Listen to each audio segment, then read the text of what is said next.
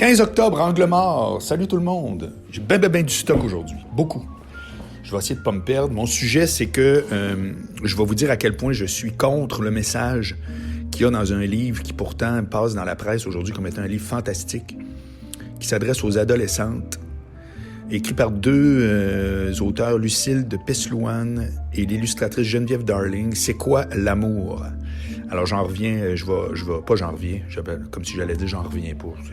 C'est tout sauf grave. Je fais juste vous dire que j'ai un discours totalement à l'inverse par rapport à une phrase. Alors bien entendu, je suis pas contre ce livre-là, puis ça a l'air bien génial, puis tout, puis c'est super, là. Mais il y a en sous-titre de tout ça un truc que je vais vous parler tout à l'heure, puis une phrase en particulier pour laquelle je suis totalement en désaccord. Et pour le reste, bien sûr que je suis pas contre un livre qui parle, que ce soit aux jeunes gars, jeunes filles. Je suis contre aucun livre, là, à vrai dire.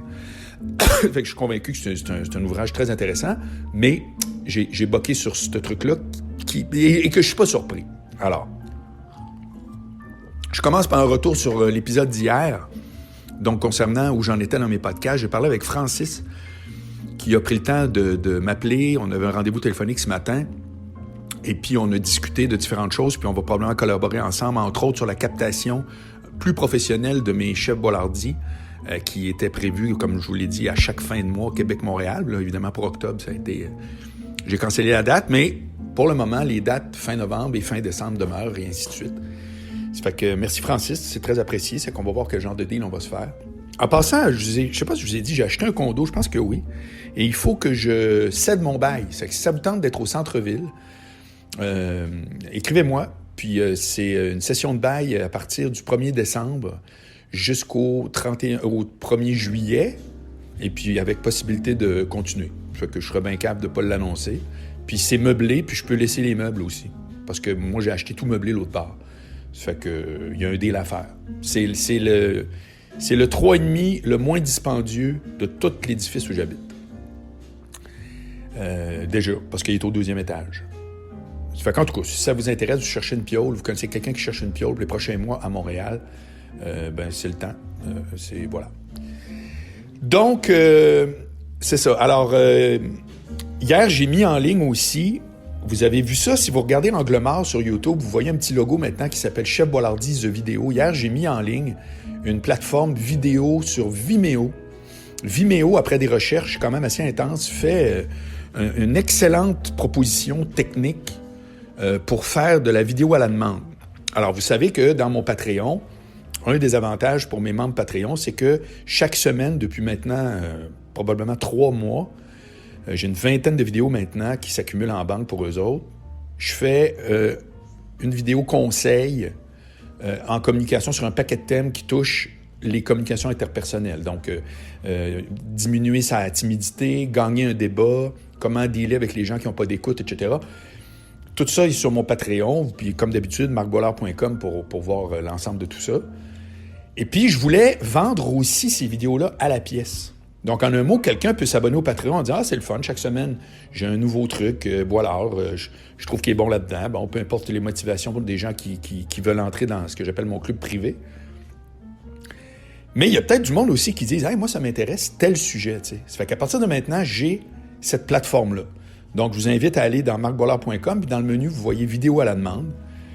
Allez voir ça, et puis donnez-moi des nouvelles. J'ai 16 épisodes, c'est entre 30 et 60 minutes par vidéo. Et puis voilà, ça fait que je n'ai pas besoin d'en dire plus. Allez voir, vous allez voir les thèmes. Si ça vous branche, bien essayez-le. C'est 4,95, puis c'est une location. Tu ne peux pas le downloader, évidemment. Je ne veux pas que ça dure 48 heures. Tu peux checker ça pendant 48 heures, ou tu peux toutes les acheter pour 20$. Alors voilà, donc c'est un autre projet. Ah, d'ailleurs, savez-vous quoi? Hier, j'ai eu un flash. Je regardais... parce qu'un de mes défis, tu sais, marcbollard.com a beaucoup réglé ça, mais un de mes défis, c'est quand même de dire que aujourd'hui, j'ai fait ça, demain, j'ai fait ça, demain, je vais faire ça, j'ai fait ça. Donc, mon prochain projet, ça va être une newsletter. Puis ça va être le prochain discussion avec un expert aussi. J'ai identifié des gens suite à un appel que j'ai fait dans mon LinkedIn, parce que c'est tout un défi, les newsletters. Les infolettres, je vais vous dire de quoi, là. Il y a à peu près 50 millions de personnes qui disent « Moi, je connais ça », mais ils ont toutes des versions différentes. C'est que je pense que je ne ferai pas juste un épisode, je vais faire un mois spécial, 4 épisodes où je vais parler à différentes personnes, puis je vais aller voir moi-même les infos de différents pour qu'on se fasse une tête, tout le monde, moi le premier, sur c'est quoi une infolettre hot. Puis je trouve, là, c'est comme, ça me fait penser des maux de dos. Vous remarquez, quand on a mal au dos, c'est qui nous aide vraiment? Un va dire, je suis allé voir l'ostéo. L'autre prend des pilules. L'autre est allé chez le chiro. Comme c'est le Moyen-Âge. Quand on a mal au dos, c'est le Moyen-Âge. Moi, j'aimerais ça qu'il y ait un dispatcher pour le mal de dos. Un gars qui dirait, moi, je suis rien de ça ou je suis tout ça. Tout ce que je fais dans la vie, c'est va voir lui. Là, on va voir un, ils disent tous qu'ils peuvent tout réparer. C'est l'enfer. J'en reviens pas comment, au niveau sérieux, là, au niveau médical, un mal de dos, c'est n'importe quoi. Moi, quand j'ai commencé à avoir un peu mal au dos, puis aujourd'hui, grâce à, je pense, c'est le physio chez Kinatech, François Complexe Desjardins, qui m'a vraiment... J'ai plus rien. Je peux pas courir, je peux pas sauter, moi. Je peux faire tout, vélo, ski, name it, gym, mais je peux pas, tu sais, jogger. Je peux pas donner de coups au bas de mon dos. Mais j'ai plus mal au dos, rien, jamais. Ça fait que ça s'est réparé, mais tabarouette, ça a pris combien de spécialistes? Hop, ça a aidé. Hey, je suis même allé voir le gars, là, le chiro, qui passait à la TV, là, avec son espèce de chaise monstrueuse et tout. Ça faisait du bien, mais en même temps, il fallait tout le temps retourner. En tout cas, c'était pas le but de ce que je voulais vous parler. Mais bref. Ça fait que... Donc, le vif du sujet. Petite gorgée de café. C'est venu me chercher en tabarouette. Le titre du livre, ça s'appelle « Pourquoi les filles ont mal au ventre ». Et puis, ça a l'air vraiment génial, honnêtement. Ça a l'air vraiment top, sauf qu'à un moment donné, il y a quelque chose pour lequel moi, je dis l'exact contraire. C'est la phrase suivante. Moi, c'est quelque chose qu'on m'a pas assez dit quand j'étais ado. Il n'y a personne qui vous connaît mieux que vous. Vous savez ce qui est bon pour vous. S'il y a quelque chose qui vous chicote dans votre tête, c'est que ce n'est pas bon. Mais c'est tellement faux. C'est tellement l'exact contraire. Ça me fait capoter. Et je ne remets pas en question la pertinence du livre, là. Puis je vous dirais qu'on est vraiment dans un monde d'opinion aussi, là. C'est-à-dire qu'ils ont certainement raison pour plein de monde, mais ils ont tort épouvantable. Alors, dans le fond, je ne tomberai pas dans le piège. Je ne commencerai pas à dire qu'ils ont toujours tort. Je suis certain que pour certaines personnes... Puis là, ado ou pas, hein, dans mon propos, c'est ado ou pas. C'est vrai qu'on ne s'écoute pas assez, fine, mais sérieusement, ça, c'est la version facile, on ne s'écoute pas assez. Parce que, moi, je me souviens, je parlais de ça dans mon deuxième livre, Moi, si j'étais une fille. Puis je disais l'exact contraire. Pourquoi? Parce que l'expression qu'on entend souvent, c'est « écoute ta petite voix intérieure ».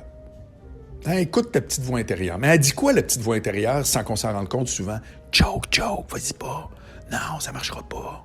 Et qu'est-ce qui arrive si tout à coup t'échoues? Ça va avoir l'air de quoi? » C'est ça qu'elle dit, la petite voix intérieure, dans tout. Que ça soit l'amour ou whatever. Combien il y a de relations qui devraient se poursuivre puis qui arrêtent parce que la petite voix intérieure de un ou l'autre, là, gars ou fille, peut-être plus fille, plus, tu sais, comme sur ses gardes, puis je comprends, là, je ferais pareil. Mais combien de relations n'ont pas lieu parce que la fameuse petite voix intérieure est mise comme si elle était de bons conseils? Pardonnez-moi, là, mais c'est loin d'être toujours de bons conseils, là. C'est tellement facile de dire « Ah, je le file pas. Ah, finalement. Hey, it wasn't meant to be. » Si c'est pas arrivé, c'est parce que c'était pas supposé arriver. Mais arrêtez. C'est un cirque. C'est carrément fait pour dire « Mouille-toi pas, vas-y pas. » Puis tout le monde, moi le premier, pensez-vous vraiment que je suis Monsieur Courage tout azimut? Ça deviendrait fou. À ce moment-là, je serais déjà mort, là, tu sais. C'est certain que la prudence existe. C'est certain que le raisonnement existe. C'est certain que d'avoir du jugement existe. Mais de dire systématiquement « Fais-toi confiance », c'est pas... Non! Non, c'est faux. Il y a tellement de fois qu'on choke juste parce qu'on se dit... Puis savez-vous quoi? Je vais vous dire, il est où le vrai piège? Puis là, vraiment, je sors du vieux stock que, bizarrement, je ne vous ai jamais parlé. Mais moi, ça me tient à cœur à mort, des raisons obscures. Je ne sais même pas pourquoi, mais cette thématique-là est toujours venue me chercher. C'est que si vous dites non, vous êtes sûr d'avoir raison. C'est ça qui est épouvantable. C'est juste en disant oui que les affaires arrivent. Mais quand vous dites non, ben vous avez raison. Qu'est-ce qui va prouver dans le futur que vous auriez dû dire oui? À part vraiment une acquisition. Mettons, je donne un exemple. Moi, là, le building où je reste, là, j'ai aménagé là quand j'avais vendu mon condo qui était l'autre bar dans le quartier. Puis, je suis allé chez mon ami Red Fred qui essayait de louer son condo. Puis j'ai fait, hey, moi, je vais le prendre tout. Puis on s'est fait un deal.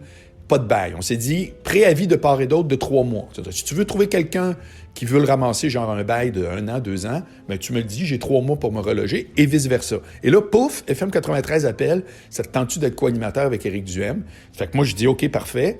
Donc, sans déménager complètement, j'abandonne mon bail. Je dis à Redfred, let's go, préavis de 3 mois. Pendant 2 de ces 3 mois-là, je pense que j'ai eu double loyer. C'est la vie, ça marche de même. Et là, j'ai découvert à quel point le building, je le connaissais un peu, j'allais chez eux. Mais là, j'ai vécu dedans. Après une nuit, j'ai fait, moi, je veux rester ici, là, tranquille, tout super placé, parfait. Et là, je me suis mis en mode achat. Puis j'ai visité, je me souviens, un 2 chambres au 4e étage, qui était donc un étage en dessous, 3 étages en dessous de où j'étais au 712. C'était le 412, je me souviens. J'arrive là, il est un peu délabré, mais c'est pas grave. Puis là, je fais telle affaire. Puis là, je me dis, ça passe serré, parce que j'étais pas dans une grosse passe de revenus. C'était juste comme correct. Puis, tu sais, j'ai comme un peu choqué. Ben, j'ai passé à côté. Puis je serais extrêmement heureux si j'étais là depuis déjà un bout. Et il m'aurait coûté beaucoup moins cher que celui que je viens de prendre. Beaucoup moins cher. C'est que là, effectivement, je peux dire que mon nom, ça a été une erreur. Puis arrivez-moi pas avec vos histoires. Ouais, non, c'est parce que... Il n'y a pas de parce que. J'ai choqué. J'ai peut-être bien fait à l'époque de choquer. Peut-être que c'est vrai que j'aurais passé trop serré, mais avec un peu de recul, non. Non. Sérieusement, j'ai pas doublé mes revenus depuis, mais je viens de me pogner une hypothèque pas mal plus gros.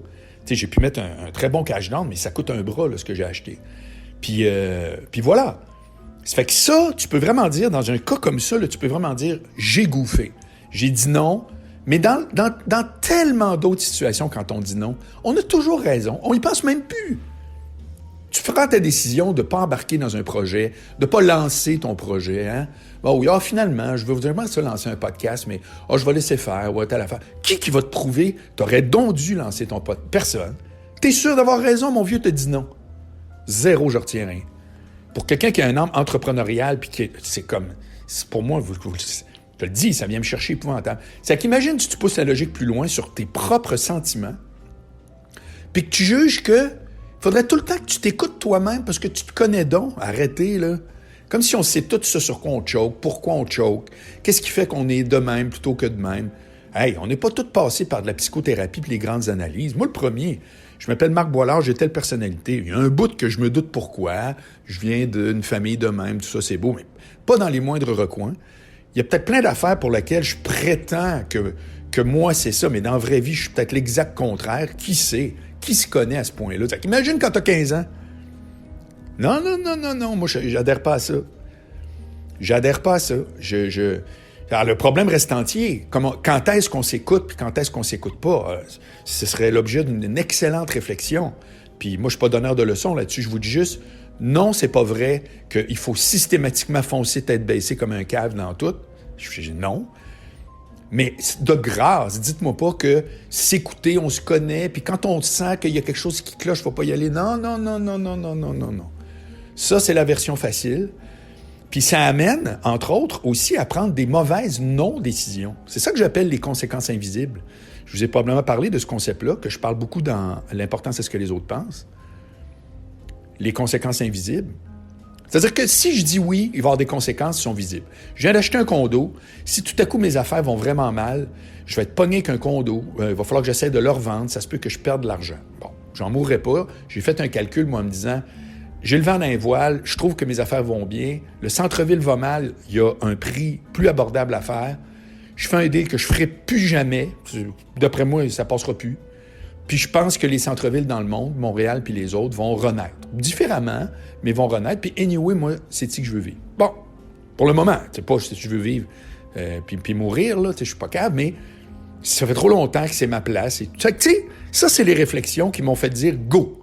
Go, on y va. Pas go parce que toutes les planètes sont alignées puis le risque est à zéro. Mais go. Mais si j'avais dit non, comme j'ai dit la dernière fois, puis que là, les conséquences sont pas invisibles parce que je viens de payer pas mal plus cher pour quelque chose où j'aurais été... C'est pas l'équivalent, là, ce que j'ai acheté quand même plus haut, mais l'autre, il reste que c'était... Tu sais, ça apparaît comme un deal de la mort, alors qu'à l'époque, ça me paraissait un peu cher. Ben voilà. Il y aurait eu... Dans n'importe quelle autre situation, il y a des conséquences quand on dit non, mais elles sont invisibles. Moi, je suis fasciné par ce phénomène-là des conséquences invisibles. Parce que ils sont souvent pires. C'est-à-dire, qu'est-ce qui n'arrivera pas qui était supposé arriver? Pourquoi vous avez débarqué là, en cours de route de fréquenter quelqu'un ou pourquoi vous avez hésité à partir votre projet, à démissionner pour pouvoir vous partir alors que quelqu'un vous l'a offert ou juste changer de job? Pourquoi vous êtes depuis toujours dans le statu quo alors que manifestement vous avez des envies d'aller ailleurs? Et peut-être que vous n'en avez pas, mais à ce moment-là, c'est parfait. Vous avez réussi, de par votre nature, où vous êtes buildé une vie où est-ce que vous avez très tôt eu un setup avec une job que vous aimez, le conjoint et tout. C'est génial. C'est génial. Je veux dire, tout le monde n'est pas obligé d'avoir comme moi un parcours en zigzag parce que monsieur a tout le temps l'intention de faire 1000 affaires, etc. Ça, c'est mon profil à moi. Mais je veux juste vous dire que quand vous dites non à un changement, quand vous dites non à de la nouveauté, ben vous êtes sûr d'avoir raison. Puis au final, en plus, peut-être que vous passez à côté de quasiment ce que vous êtes destiné à faire. Moi qui ne crois pas au destin, mais vous voyez ce que je veux dire. Fait que pensez à ça bien comme il faut, les conséquences invisibles. Parce que oui, il y a un prix à payer, puis c'est plus stressant. Moi, là, je me suis embarqué dans plus de stress, là. Je le cache pas, là. Là, il faut que ça continue de décoller, là. Moi, actuellement, mon portrait, je l'adore. Ça pourrait rester de même très longtemps, là. C'est parfait. Mais il faut que ça reste pas mal de même, là, parce que, tu sais, j'ai un coussin à côté de ça, mais monsieur n'est pas millionnaire. Ça fait que, mais tu te fais confiance à la vie, entre guillemets. T'es sur une bonne lancée. Puis là, tu fais go, on y va. Ah ouais, let's go, bing bang. Toutes mesures confondues. Mais à un moment donné, dire non, c'est bien plus facile. C'est bien plus facile d'avoir un petit loyer, être tranquille. Tu t'installes, tout. Puis là, tu fais comme, ah oui, OK, ouais, mais c'est ça. Mais c'est quoi le futur de ça? Nouveauté égale stress. Vous voulez pas de stress, vous n'aurez pas de nouveauté. C'est le statu quo. Ça fait votre affaire, parfait. Mais oubliez jamais une affaire, hein? La plupart des dépressions, ça, là, je me souviens, j'avais pris en photo dans un magazine de psychologie. La plupart des dépressions viennent à un surplus de résignation. Les burn-out, là, c'est vraiment pas du monde qui travaille trop fort. OK? Ça, là, c'est rare. C'est une minorité. Les burn-out, c'est du monde qui sont dans un mauvais environnement, avec des gens qui les brûlent, avec des jobs qui ne les ressemblent pas. C'est ça, les burn-out. Ceux qui m'écoutent, qui l'ont vécu, vous savez très bien que c'est ça. Je l'ai vécu. Hey, je n'étais pas brûlé, moi, quand j'ai tout laissé les clés de ma compagnie. Je suis allé rejoindre un ami en Californie. Je suis revenu, il n'y avait rien de changé. Il n'y avait rien de changé. J'avais juste fui. C'était dans ma tête. J'étais dans une forme impeccable, moi, là. J'étais comme dans ce qu'on appelait des états dépressifs. J'ai pas fait une dépression, j'avais des états. Puis c'était parce que mon système de résolution de problèmes, il m'a peinturé dans le coin. Fait que c'est tout ça, dire non, comprenez-vous? Dire non, ça accumule la marde. Ça fait que vous comprenez qu'un matin, j'étais un peu crinqué. Quand tout à coup, je lis « Ah, il faut donc se faire confiance. » Adulte, ado, je m'en fous. Puis quand on s'écoute, c'est là qu'on a « Non. » C'est beaucoup plus subtil que ça. N'étant pas du tout un expert de l'adolescence, peut-être que c'est overall un meilleur conseil à donner. Je ne sais pas si les filles sont des expertes de l'adolescence ou s'ils veulent juste faire du feel-good. Je le répète, j'ai pas lu le livre, je suis pas habilité à le juger, mais je suis convaincu, je vois très bien leur parcours, que c'est un excellent livre qui fait du bien puis qui fait une belle job. Convaincu. Puis que des ados préfèrent s'écouter que pas s'écouter, au final, peut-être que pour la plupart, c'est effectivement un bon conseil. Mais là, on parle entre adultes, puis on parle du principe comme tel. Puis non, moi, je ne serai jamais d'accord avec ça. Je ne serai jamais d'accord à dire « écoute ta petite voix intérieure », parce que trop souvent, elle nous dit de choquer. Puis de déterminer quand est-ce qu'on l'écoute ou pas, ben le défi reste entier. C'est pour ça que c'est une excellente discussion à avoir si ça vous tente. D'ailleurs, je l'ai mis, si ça vous tente de jaser de ça, j'ai mis cet article-là dans Ici Marc Boilard, donc ma page Facebook. Puis on va voir si les gens ont le goût de jaser de ça. Puis ça fera certainement partie de ce que je vais jaser avec l'équipe de Bouchard en parle à 15h aujourd'hui, malgré que j'ai proposé un autre sujet qui est pour ou contre la dénonciation. Ça fait qu'il y a bien du stock aujourd'hui, bien du stock. C'est une journée intéressante. Ça fait que je vous remercie comme d'habitude de me suivre. Et puis, écrivez-moi, commentez. Plus on interagit, plus ça fait mon affaire. Salut, bye.